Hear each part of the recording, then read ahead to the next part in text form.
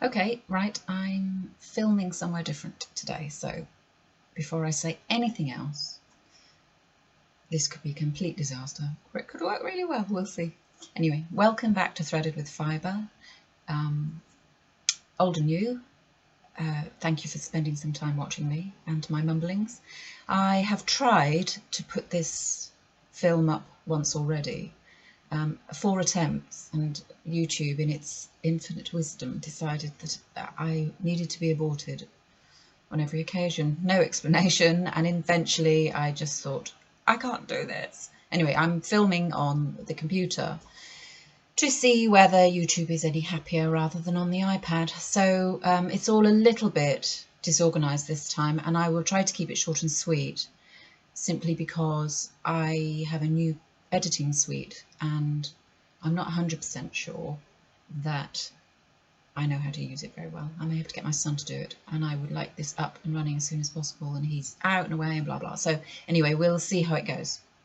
So I haven't seen you for quite some time, have I? I've got a few show notes from the previous episode which I'll have to edit as I go, because some of the things on there I'm not going to talk about, just to shorten the time a little. Yeah, I haven't put a podcast up for a while because I wasn't very well, primarily. I had my first UT infection, which ran into a kidney infection, which needed quite severe treatment. I'm fine, it's done. I don't need to go into any details about that. However, it crossed over, the transition from one to the other crossed over onto what is possibly, despite the infections, one of my most favourite weekends in a long time. And I went to Curious Handmaid's knitting retreat in Cumbria. It's my first retreat, knitting or otherwise, and I loved it. I absolutely loved it. I met some amazing people. They were generous and patient with me, and because of my toing and froing, and kind and thoughtful. They were entertaining and educational. But above all, it was lovely to spend some time with some passionate people who think in the same arena as I do and pursue with the same love for fibre and yarn and all the lovely things that we all are surrounded by because we love them so much. So yeah, my retreat experience was one of the best experiences I've had in a long, long time. And thank you for that, ladies. I could highlight all of you for many, many reasons, but I will pick out one particular person, and that's Kelly, who's Precious Meta on Instagram, whose consideration for my infection condition was so generous. And she gave me some tinctures that she had, and she supported me emotionally. We shared a room together, and you know, it was a little bit like, hi, my name's Jane and I'm not very well. And she was lovely, and we've continued to spend some time together and to chat. And in fact, if you look there, we went shopping together, and I'll talk about that in a little while. However, the retreat. Where shall I start? I will start with things that we did. We had 2 little courses to do, very much sort of a morning's introductory affair. One was with eco dyeing with a lovely lady called Meta, who set up the retreat with Helen, and very much involved with what was going on. And she did some eco dyeing, and I dyed this little silk scarf in a solution of chlorophyll, which is the extracted from green plants. It's the thing that makes them green, and it was a fascinating experience. Eco dyeing is a very intimate and gentle affair. I would highly recommend eco dyeing for someone who wants to start off with some experimentation. There are lots of resources in your garden. You can order online various products to add, and are natural products, but you don't have to go through that process of harvesting. And I loved it. It was informative and very well presented and very interesting throughout. So thank you for that, Meta. The other little course was on brioche. Now, some of you may remember that I have done brioche, and it was for Mina from Knitting Expat, and I did her test knit for the I can't remember the French word for it, but basically her squishy brioche shawl. And it was my first go at it, and I haven't done anything since, for no other reason than I just haven't found a pattern that grasped my interest. However, the little course run by Renee from East London Knit was, for me, it reminded me of the enjoyment of the process of brioche. Now, as you know, and I have often said, I am a process knitter, and so I found that particularly fascinating. My way of looking at knitting patterns is to deconstruct visually on a 3D in my head, which means that when I read the instruction, I translate it into a 3D image inside my mind, which then helps me to recognise, once I understand what I'm doing, it helps me to recognise when I've got it wrong. And her very concise explanation reminded me, found those little points in my brain that, oh, I've done that and I really liked it. So I will show you shortly a piece inspired by that little reminder. So thank you for that, Renee, really nice. And in fact, Renee is involved in, I think she's a guest designer for Knitvent, which again Helen is doing, has organised, has already kick-started and off, and I have a shawl that I will show you as well. So the retreat was sponsored by the Fibre Company. Daphne, the owner, and well, does everything with her husband. She was there, and she gave a lovely talk on her process of designing and the thoughts behind producing her yarn. As I say, she sponsored the retreat, and in our gift bag, let's just reach it here, was this beautiful yarn, 2 skeins of it, terribly generous.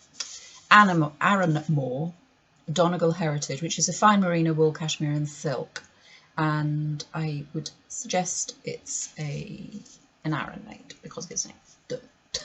100 grams gives me 160 meters, and I had, this was in my bag, and I was happy to keep it.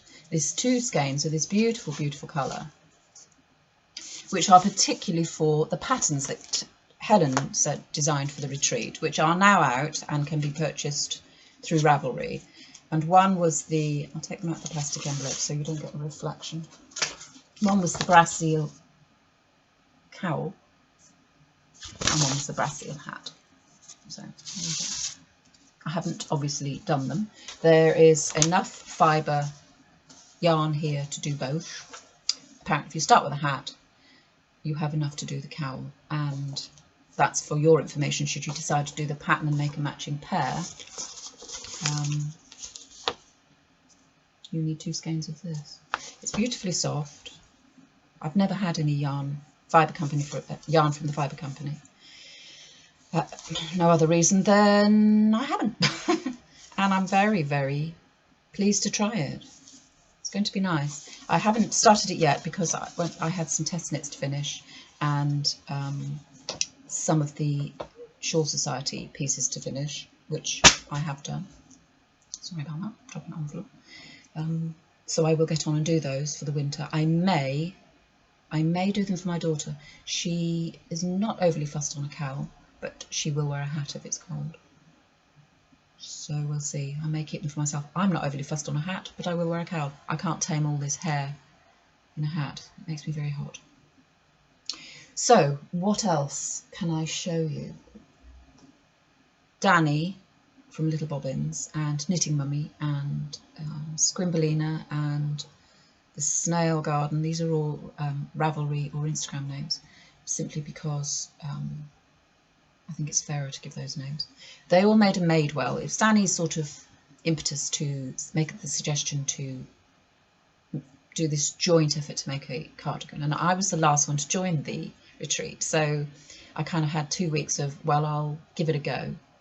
Lo and behold, I managed to do it, which you can see it there. I made a few modifications. I kept the back without any shaping because I wanted the boxed shape. I narrowed up the bands across the front because they were quite quite wide, and because I've used two-tone, it meant quite a large band of this lighter colour across the front, and it was just too much for me, so I narrowed it up. But because of that, I had to widen up the back collar, and so I did some short rows on the back. When I take that off, I'll show you. It's obviously two-tone, whereas the original just had its sort of pattern feature was some elbow patches.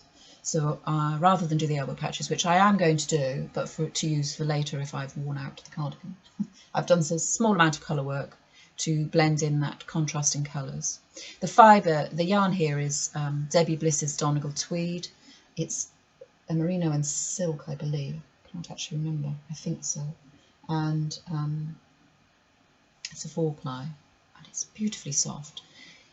The sleeves are slightly widened because my arms aren't the thinnest on the planet, and I don't like it feeling too snug because it makes me hot. What else did I do? I did this blue edge around as I knit down the ribbing on the body, I kept these bottom stitches live, putting them on a piece of waste yarn. Then I picked up and knit the ribbing neckline.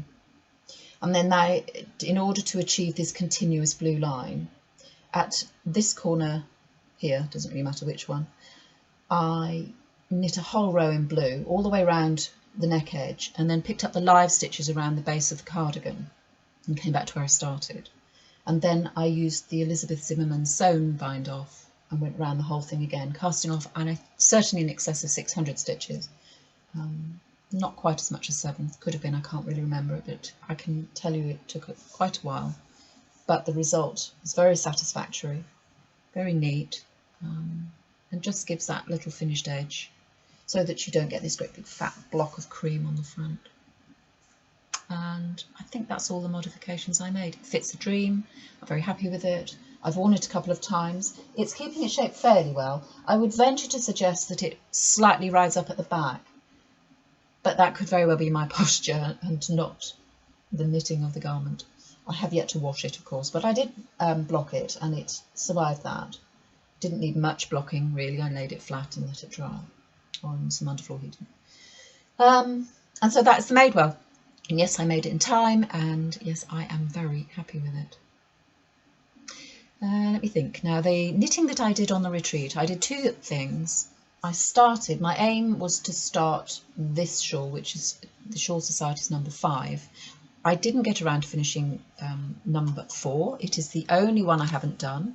I was putting down the mouse so that I can get the shawl. Let's take it off.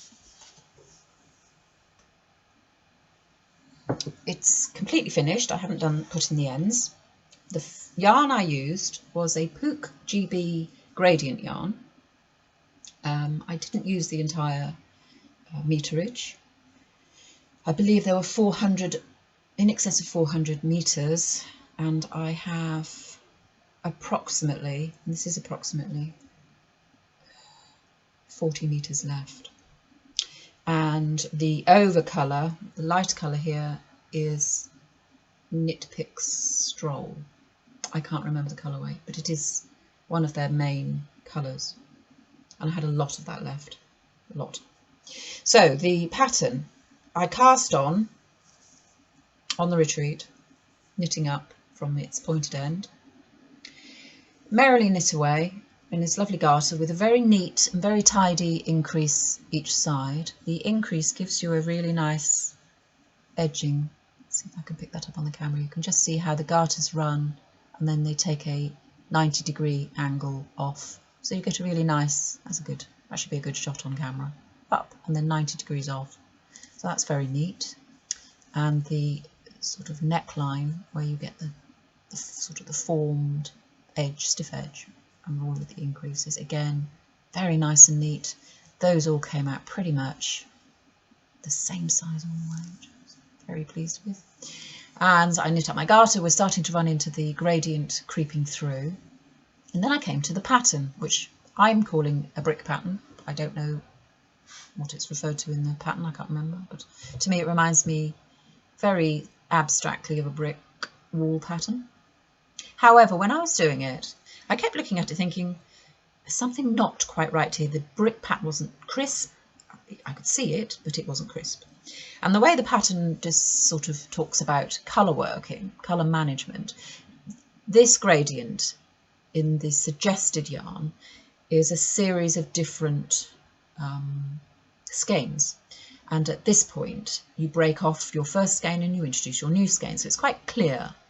Your colour management is quite clear. But because I wasn't breaking off, I wasn't really clocking the changes and how they affect the pattern. So when I came to this line here, the way I first read it was I assumed that that's the point at which you're changing colour.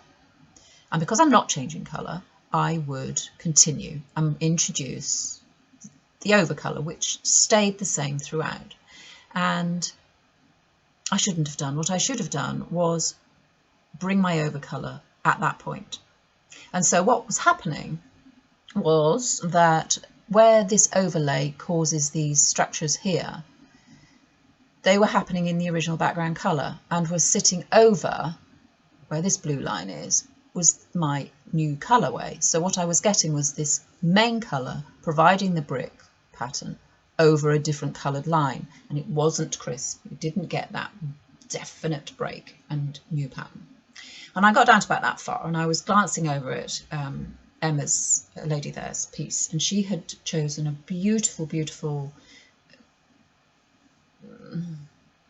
mixed colour. I can't remember exactly what sort of yarn, and I certainly can't remember where she got it from, but it was tonally in berry colours and jewel colours, and it was purples and deep reds and beautiful colour.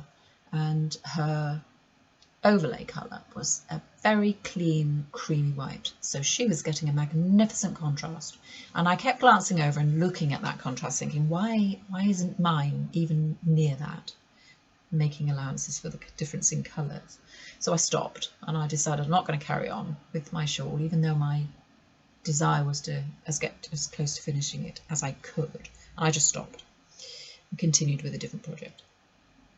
And when I got home, I sat and thought about it, and then I realised what I was doing, and so I tinked right back to that point there and redid it with the new understanding, and lo and behold, it worked.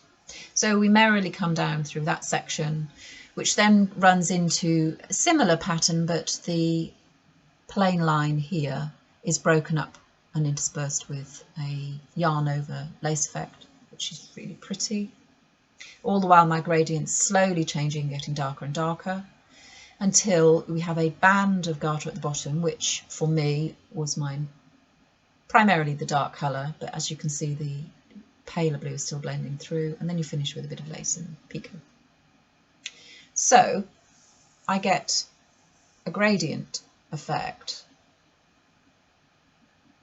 I would have liked, actually, in hindsight, to have had slightly less of the blue and slightly more of the darker through, but I think it works. I'm happy with it. It's very soft.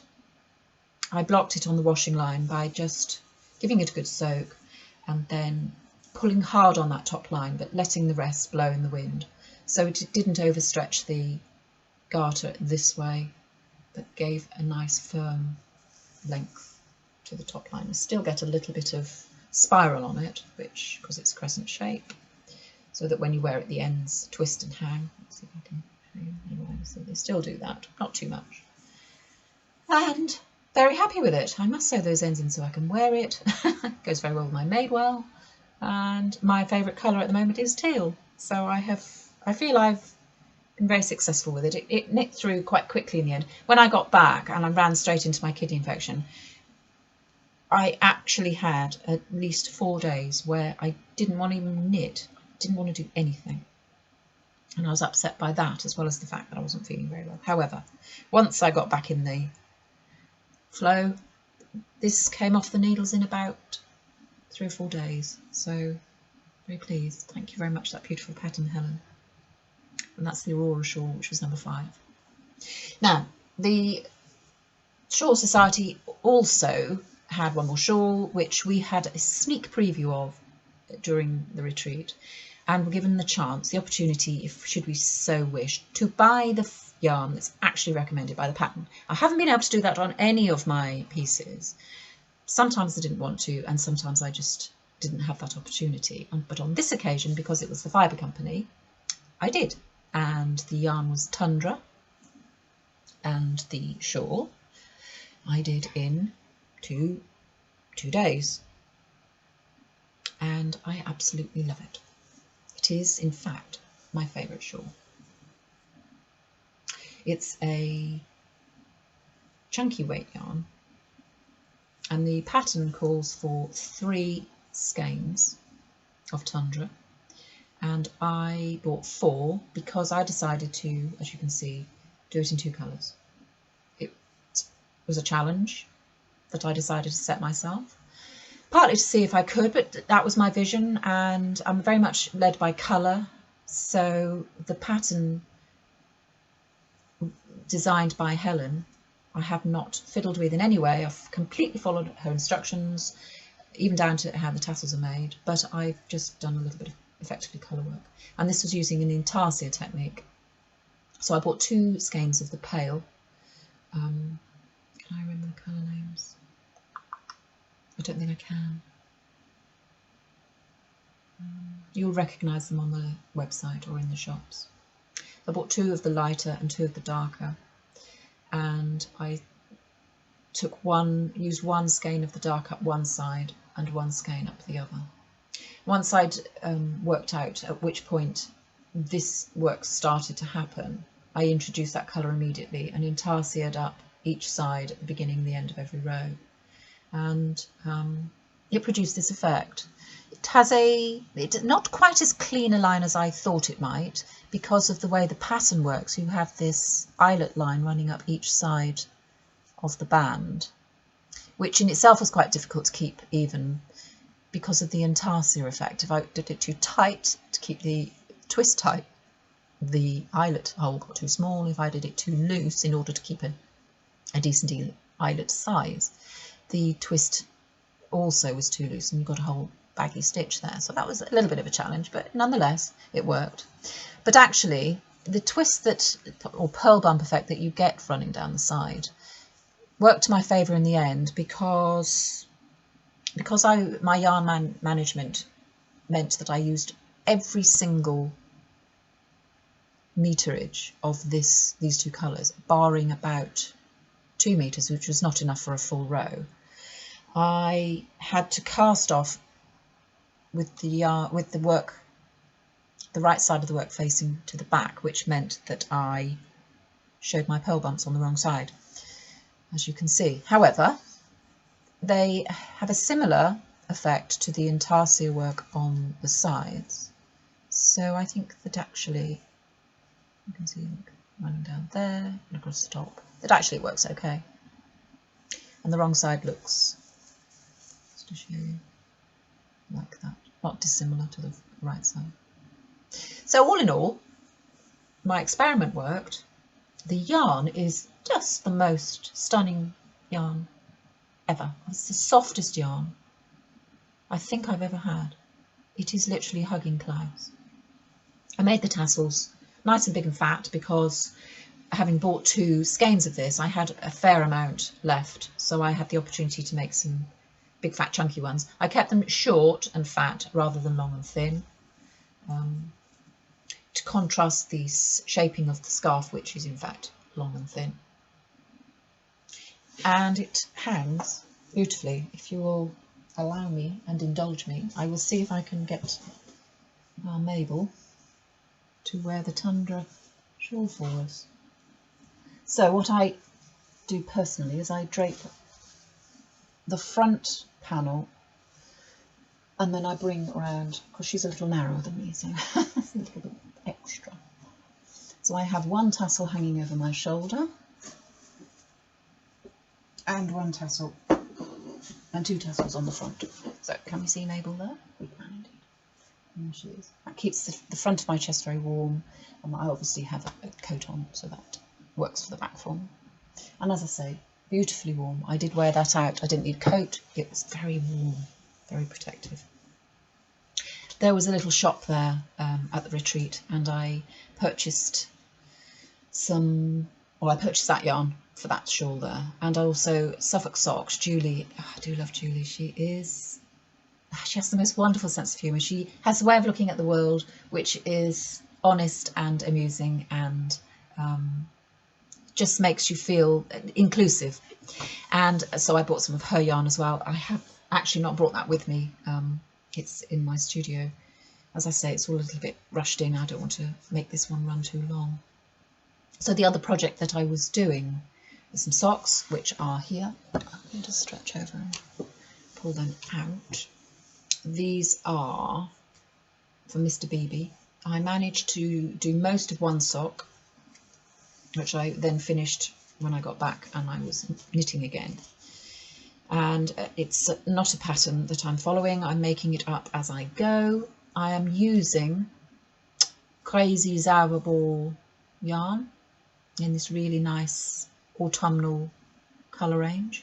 It'll have a number of the colour. I don't know what it is. The contrast is a random, one of my many random bits of 100% merino wool that I have, which just happened to contrast really nicely. And basically what I'm doing is I'm working it up in strips so that there are 6 rows of plain and then 6 rows of knit 2 purl 2, which are knit on the stagger, so you move them over 1 stitch every time. And the top of the foot has the pattern and the sole is plain, and then once I reach the point of the leg it goes right the way around. I kept the cuff short and I did a half twisted rib by twisting the knit stitch only. I kept it short because Mr. Beebe, although he likes a long leg, he doesn't like a deep cuff because it cuts into his calf. He's got quite muscular calves because he used to do a lot of cycling in his youth, so his calf muscles are quite big. And the heel is my hat top heel. That's not what it's called, is it? It is called the, I use it all the time now. It fits me perfectly. This is the first time for him, and Mr. Beebe says it's hat heel sock. Yes, so it's a hat heel. And Mr. Beebe says it fits beautifully because he has a slightly higher instep than me. And with the modifications that I've made to the pattern, it allows for a deeper point across here. And the beauty of that, because of my modification, is I get no holes at all here or here, nothing, really tight. And I put it in as an afterthought heel. So that's the first sock finished, and I think it's the 15th pair of the year, and I am just starting to go up the leg now. There's the sole without its heel, and I'm just going up the leg. So that's the socks, and I'm doing that on 2.25mm needles, as is the norm, and I pick it up and put it down as and when I feel like it, really. He's not in any hurry. He'd quite like them by Christmas. We'll see how that goes. So that's what I'm working on at the moment. And what I was doing on the train journey there and back, and after I gave up on my shawl. When I got back, I had a couple of test knits to look at. I completed one before I went because of the time demands, and then I completed one after. So the one I completed before was this progression shawl for Moonlight Yarns. And if you remember, this involved the Chinese waitress cast on, get the right end for you, which has a 3-line effect of knitting. So you get a knit stitch all the way around. So look it up on YouTube. It's actually a very easy cast on and very effective. It has the effect of a I-cord bind on, cast on, but without all the work. Very, very nice. The other new parts for me was the Aster stitch, which is lovely and textural and has a real opportunity to put colour and pattern in, but quite subtly, with some colour management on some, I can't remember what yarn this is. Might be Yarwol Magique Degrade, I think. The pattern calls for chroma, so you'll get the idea. It's long colour change yarn. And then the cast off was a technique. She didn't have a name for it, but the explanation on the technique was very clear and precise. And again, it gives you a nice, interesting effect where the stitch lies contrary to the direction of the knitting. So I'm knitting up, but my cast off looks like it's going sideways, and it had similar in its effect to the cast on. And the shawl is huge, absolutely huge. The end on one end goes off in that direction, and if I follow that top edge, you will see it comes off in that direction. So you end up with a parallelogram. The yarn is lovely and soft, Artisano for the main two colours, which once blocked gives me a really, really soft yarn. I can wear it against me, it's not itchy. It's had a long soak though, because it is an alpaca mix. And I like the shape of this because what it does for me is it's not so bulky that I can't bring it up and round and tight to my neck, but if I'm in a room that just has minimal heating in it, I would wear it just as a little bit of extra warmth on my shoulders like that. I'm very happy with that, so thank you for that opportunity. I highly recommend the pattern, Progression Shawl. Give it a go. It's enough going on to keep you interested, but not so much that you can't do it while you're watching the television or a podcast or whatever. So that was that test knit, and then when I got back I had to finish the Aran weight shawl for Claire Devine, who is Knit Share Love, and I did make that in time despite feeling poorly. And this, I did this because I wanted to see what a shawl was like in that weight of yarn, and I was given the yarn. It is a Fildar, I can't remember the exact, it's a Fildar yarn that I was given, and I believe, I shan't worry too much about telling you what it is, although I'm happy to, if you want to know, I'll just message me, because I believe it's discontinued. Certainly in this colour, which they call Giatane. And what we have here is a beautifully textured wrap, which effectively is knit in a square shape, and it has a point at the back at where you bring your front panels round. I'll demonstrate it on me. There we go. I'm going to have to get rid of this mop. Too much hair. These panels sit across the front, and then of course you would just bring that round. I'm in sort of a long-term search for a large shawl pin that would take and sit on the shoulder. Perhaps a ring with a bar of some description. Have yet to find one that takes my fancy. I'm sure I will. But otherwise I would certainly just wear it, you know, around the house. It's very cosy, very easy to wear. It is a blend of 51-49 wool to acrylic, so it's not windproof, but it's more than adequate for me. I don't know why the person that gave me the yarn didn't like it, but nonetheless. And the lace pattern is called the Crinum shawl, or Crinum, which is a lily, and so it echoes the lily. I think it's the leaf part. It finishes on a ribbed, a garter edge, sorry, which I had to cut short because I was getting very short of yarn. So the pattern calls for an edging twice the depth there. But I didn't have enough yarn because it's an I-cord bind off all the way around this very large edge, and I knew that what I had was going to be taken up by that, which gives you a rough idea of how much that's going to take. Very tidy, very neat, and having that I-cord gave me the extra depth anyway. And if I hadn't told you, you probably wouldn't have known, would you? So that was a success, and pleased to finish it. It is out as a pattern, and I thoroughly enjoyed the test knit. Very, very pleased with it. Again, my favourite colour grouping. It's not teal, but it's within that colour range. What you're seeing there, it's not quite as blue as that. So that was finished too, on time, and pleased about it. What else am I doing?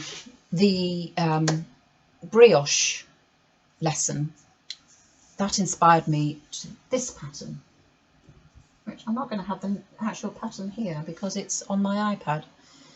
Let's see if I can trawl in my brain for what it's called. It's called Ramble, I believe, but I can't remember the designer.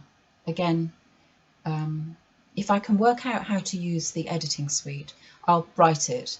Forgive me if it's not there, but do put message underneath the video and I will respond with any questions. But I believe it's called Ramble, and you start with some nice garter, a nice garter end, and then you continue on up with some brioche. I'll show you this side because light on dark is a clearer interpretation. It's early days yet on the brioche, and I've stopped at a point that will cause me no issue. But the extra lesson from Renee has really tightened up my understanding of what I'm looking at, and so I will continue with that after I have finished something else that I'm doing, which I will go over and get in a minute to show you. It's an easy knit. The yarn for this I am using, because I did Mina shawl, I kind of understood the perfect options for brioche, the thing that makes brioche, that highlights it at its best, and that's to use, first of all, plain colours, in my opinion. There's no rules, you can do what you like. However, I personally have had most success, and the stitch definition is most clear with plain colours. It's also good to use fairly clean twisted yarn. Don't use a single fibre, single ply. I don't think you should, but it has a tendency to bobble, and that will muddy up the crispness of the brioche stitch. I picked Louise Harding. It's soft, super wash wool, and just trying to find the instruction. Cassia is the name. 75% wool, 25% nylon, 145 yards, and a 50-gram ball. Those are my two colours. So the contrast is clean, although the colour family is similar. So that's just a lighter version of that, effectively. There's the label, Louise Harding. And when you bring the yarns together and work them, when you bring some yarns together and work them, it's a good way of sort of playing with the yarns in your stash to see if this works. If you twist them together like that, if you can see a clean definition on that twist, the chances are that your brioche is going to look at its best. If you're losing some of that, whether it be through a hairier yarn against a smoother yarn, or both hairy yarns, or one's a colour, a mixed colour against a plain, and you don't see that clean twist, the chances are that your brioche definition won't be as clear as you would have expected it to be. So that's a good test to see if the two yarns work together well. I think they do, and what I'm getting there is a really clean definition of the stitch. It's too early for you to see what that stitch is going to look like, but if you look the pattern up, as I say, I think it's Ramble. There's the back. The back's never quite as clean. You just see it starting to form, and that is knit on 4mm needles. I believe I went down slightly. It's either should have been 4 and I've done 3.75, or it's 4 and it should have been 4.5. Can't remember. I went down slightly because, knowing that brioche is quite a loose stitch, I felt that the garter benefited from a tighter feel to it and would also enhance the definition on the stitch. So I could end up with a slightly smaller shawl, but that doesn't bother me because of the style of the shawl. It's very much a sit and see the pattern of the brioche rather than lose it all in a swirl of knitting. So that's fine. Now, please forgive me, I'm going to step off screen and get the piece that I'm working on right now. One sec.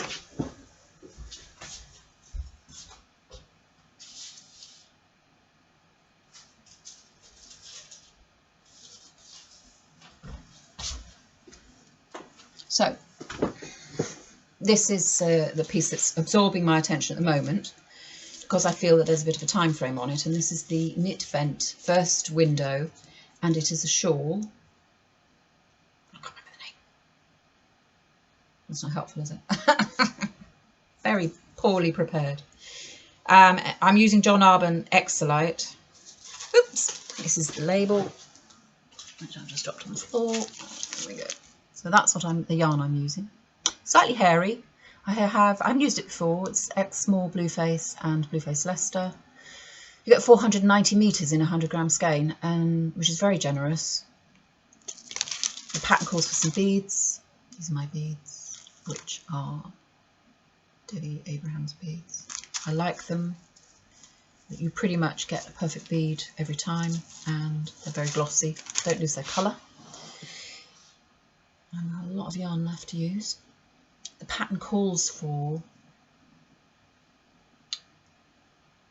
410.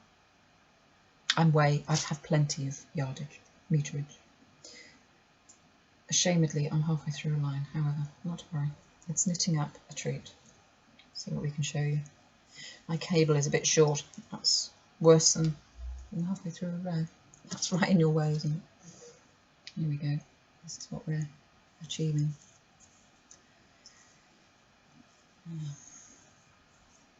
It's inspired by mountains and fir trees, snowy, crisp days. You start off with your bed of garter, which in my mind is the snow on the ground. Then you run into a small sort of stitch pan, I don't know quite what you'd call it, which in my mind is the stems of the trees coming up here. Not very helpful, is it? And then it runs into the branches of the trees, which are these large zigzags, and then you'll get a border across the top. I'm about 75% of the way through it. The beading on it, it's obviously the sun sparkling on the snow peaks. So pretty. There's just enough colour in the beads to help them to stand through against the pink, but there's lots of sparkle. Really pretty. Obviously goes that way round. Like that. I am, as I say, 75% through it. I'm very happy. The fibre it's not actually terribly hairy on. It's a little bit hairy for me. To touch it, it feels coarser than to wear it. But I venture to suggest that when you soak and put some softener in the water, the absorption of that will plump out the fibres and make them softer. We'll see what happens. That will be an interesting thing to share with you. I love the pattern, and the reason why I'm motoring on with that over any other things that I've been doing is because it's a one window a week, 6 weeks, and I want to try to keep up. It's just me.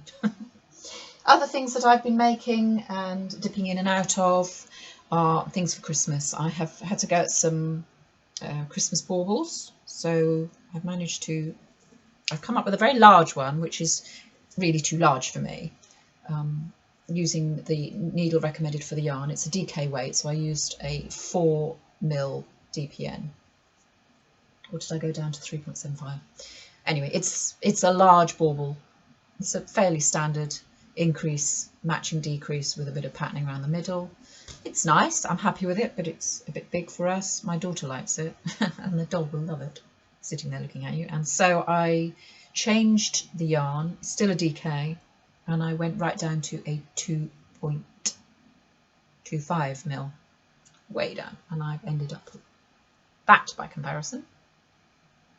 And what I've done is I've made a little knitted knobble on the bottom, simply by crocheting a little hat, putting a pearl bead in the centre and pulling it tight round, so it's covered a pearl bead in there to make it some nice firm solidity. Then I've run the ends through the centre of the bauble, threaded a wooden bead on the top, and then with the long ends that are left, I've crocheted a loop and sewn it back into itself, so we have a firm fixing.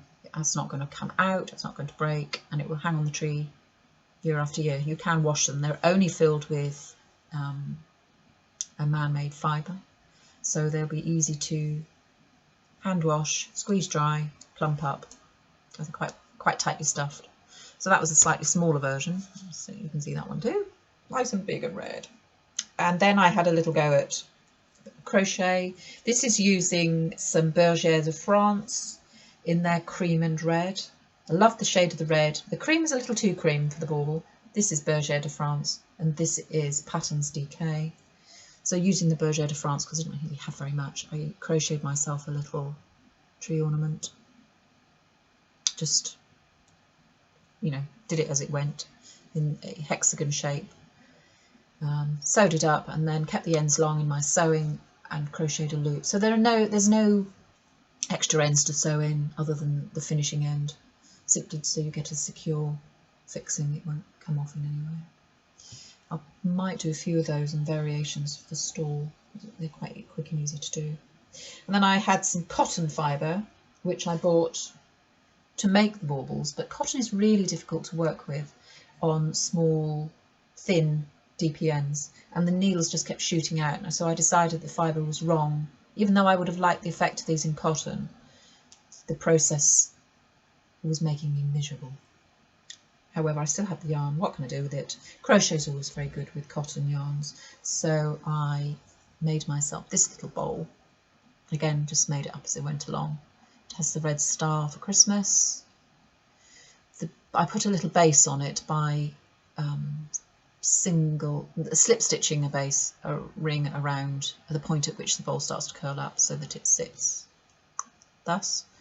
And the top edge is a crab stitch which runs around. And what I might do with these, I have some fire retardant spray that I use when I make lampshades, and I might spray it, and if it doesn't make the red run, I will make a few, spray them, and they can be tea light holders. So there we go, that's that one. But I wanted it to be a bigger bowl. Get a nice little line of Christmas decorations there. I wanted it to be a bigger bowl, so I, again, using the cotton, fiddled around, and using a 3.75 hook, I have come up so far with this, which is obviously bigger. It's been quite a challenge though. You can start to see, that's the base, the red star forming. This is more like a poinsettia than a snowflake or star, because I've introduced some green. And the challenge was to make the circle bigger, but to bring the star shape in. So the base was quite easy, just increase and increase, but you have to make it in a number of increases that allowed an even decrease. So you finish up with an odd number to 1. So that was quite challenging. And I haven't written anything down, I've made it up, so I hope I can read my own crochet so I can do it again. And once I did the base, I then flicked the work round and worked in reverse. So now these are the front facing stitches out, whereas if I'd kept going, they would have been on the inside. If that makes sense. So back facing stitches, the reverse of crochet is sitting on the table and you can see it inside the bowl. But the reverse stitching on the edging, because you're likely to look at it like this, or you might have something in it to hide the inner work, I wanted it to show on the outside, so I flicked the work round and gave the front side on the outside. For those of us who crochet, there is a difference between the wrong side. Sorry, this is the wrong side and that's the right side. It's difficult to see. And when you're working with tapestry crochet, sometimes the crisp changes don't show so well on one side, and I wanted that one to be on the inside and the outside to be much crisper. So that's a work in progress. I'll hopefully do a couple more of those, and those will go on the stall. And if they don't sell, they will be my Christmas decorations this year. On my lap here I have a work in progress bauble, just to show you. They're done on 2.25mm needles, that's the stuffing inside. And you stuff them really, really well, and you get a lovely round shape. And if I take that stuffing out, it will give you an idea of what the colour work looks like inside. And because it's all stuffed and you don't see it, the perfection of it, unlike a garment that you might wear, you'll know exactly what I mean here. Doesn't have to be, but mine's not too bad. And the trick is to get enough tension on these floats. So quite long, certainly too long to wear in a garment. And the trick is to get the tension just right so that when you pad out your bauble, you don't cause puckering because the tension's too tight, or you don't have loose catchable stitching because the tension is too loose. And that is pure luck. Practice. What am I saying? I know exactly what I'm doing. Haha. So if I stuff that back in, as you can see, it is in fact the insides of a pillow that has decided to be repurposed in a different way. Thank you, IKEA. And as you can see, putting the stuffing in there, I'm not getting any distortion. It's still crisp stitching. And so I'll see how many of those I can make. Elise is looking forward to putting those on the tree this year. She's doing the decorating. It's normally me. I'm normally a little bit OCD, and I've decided to let that go and let her take control and enjoy that herself. And that is all the work that I have going, more than enough to be getting on with, and that doesn't include all the stuff that's still in the studio. As I said earlier, I went shopping with Kelly and we went to a yarn story, which is our local shop. Where's, that's a bit of money in there, it's nice. There we go, a yarn story. And we had a jolly good chat, and we've come up with a plan for doing some designing together, but separately. Kelly found this beautiful yarn by, I'll read it in the bag because I want to show you it all together. I don't want to spoil the effect. It's La Bien Aimée. So that would be my good friend, hand-dyed in Paris. And she found for herself this beautiful, beautiful skein of yarn, and in soft peaches and creams with punches, speckles of some green tones and jades and gold, and lovely, lovely. She's very blonde, it'll look beautiful on her. And she has pulled out those speckled colours with some of the golder colours, the golder palette, sort of greeny gold. And whilst she was going, oh my goodness, and swooning, and what can I do, I also found a skein that I liked. And so I picked this one, which is based as a cream, but its speckles have some really deep violets, some blues, a little bit of red in there. Really lovely. The predominant speckling was in the purple range and aubergine. And so that's where I decided to give my balance of colours. So in a shibui, I bought 2 skeins of simmer, I think we call it, or kima, simmer I think with a C, and 1 skein of silk cloud. So I have this, and what we have is quite a large skein. What's the meterage on this one? This is 400 yards or 366 meters of this beautiful single ply. It's called Interstellar. We decided it was a sock weight. It doesn't actually say, but that's what we decided, given the meterage on the skein, 100 grams at 366 meters. And the Sima is a lace weight, superfine, very, very, very tightly spun 2-ply lace weight.